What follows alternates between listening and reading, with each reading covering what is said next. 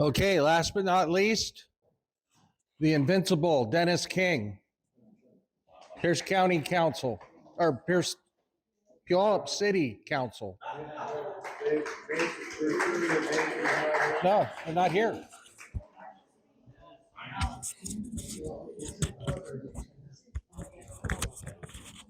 Well, thank you, everybody, and thank you for having me here. I'm really not the eloquent speaker that everyone claims I am. And so being that the mayor, Jim Castema, and Terry Wise said all those kind words about me, I don't really have much left to say. So I'll just tell you a little bit about myself. My name is Dennis King.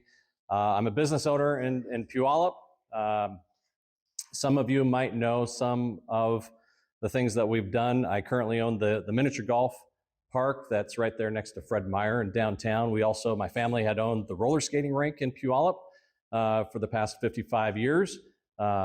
Property now, business 50 years. It burned down in 2020, unfortunately, due to a massive electrical surge, unfortunately. And so we were not able to rebuild it. So that got me into real estate because I was done sitting around trying to figure out what we were going to be able to do with this building. And so in the meantime, I figured I'd jump into real estate and try that. Well, then I got a wild hair and decided to jump into this world of politics. And so what and how that came about is in January of 2021, I was driving home, listening to the radio, listening to all the things that we heard and all the bad things that were happening in Seattle and the surrounding areas, and Tacoma, and the riots and the destruction that was happening. And something hit me. And when I got home, I told my wife, you know, I was all jazzed up and jacked up. I was like, I'm gonna do this. And I said, hey, I got something to tell you. And she goes, oh, good. I have to talk to you too. And I said, you first. I don't know what you're gonna be talking about, and you should probably go first. She goes, so I was thinking about running for city council. And I said, okay, what made you think about that? And she goes, well, you know, all the things that were happening in Seattle and all the things I'm thinking on my way home, she's saying. And I said, oh, that's weird. Yeah, I mean, I'll support you and we'll give it a whirl and we'll get you in there. And I didn't say anything. And she goes, well, what were you gonna say? And I go, well, that exact same thing. And this is really weird because not one time did we ever have any inclination of running for politics of any kind whatsoever. And so she said, well, I'm so glad that you wanted to run because I didn't really want to do it. And I said, are you sure? Because I don't want to step on your toes. And I mean, you said it first and I'll totally support you. And she goes, no. I do not have the poker face you have. And to sit behind the dais and listen to all those people berate you sometimes, I don't know if I could handle that. So you have the better poker face. You can handle that and you should do it. And I will be there every step of the way with you. And I said, okay, let's do it. So that's how I got into this role. It was never something that I honestly aspired to do. I just felt led to do it. And with a tremendous amount of support, right after that meeting that I had with my wife, I went and talked to the first person I knew that was in politics, and that was Hans Zeiger.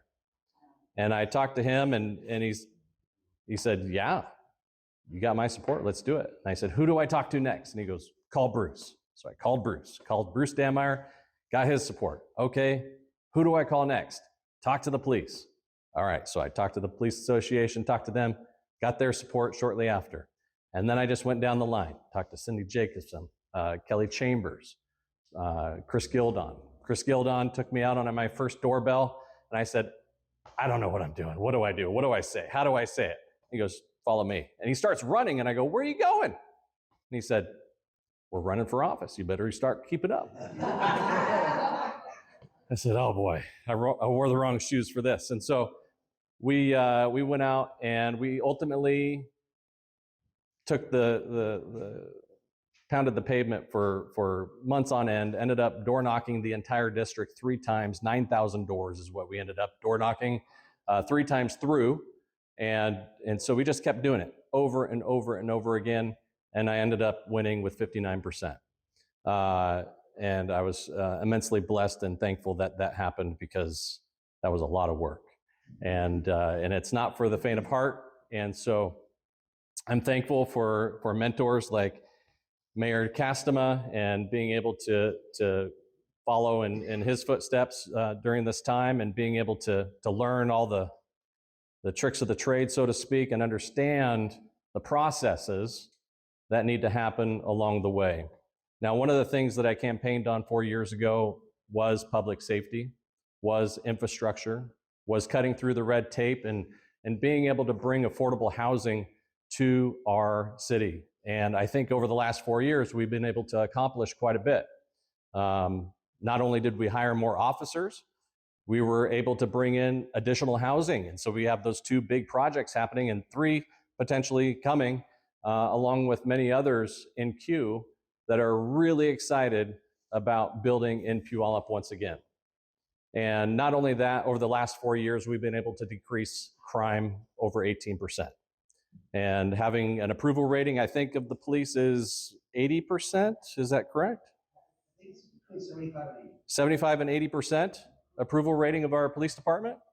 And so that's pretty incredible. And being able to make sure that our downtown has been revitalized in such a way that we, as mentioned, we have no vacancies.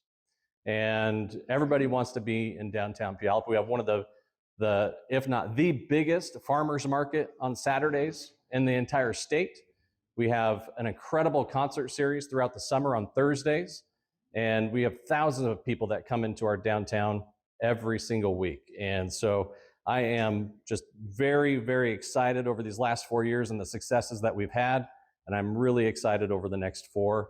And we just can't do it without your support. So if you're more than willing, take a sign, take Jim's flyer, take our envelopes. We really need your support financially, physically, emotionally, all those things. And we can't do it without you. So thank you so much for having us here tonight. And thank you. And hopefully we can get this across the finish line.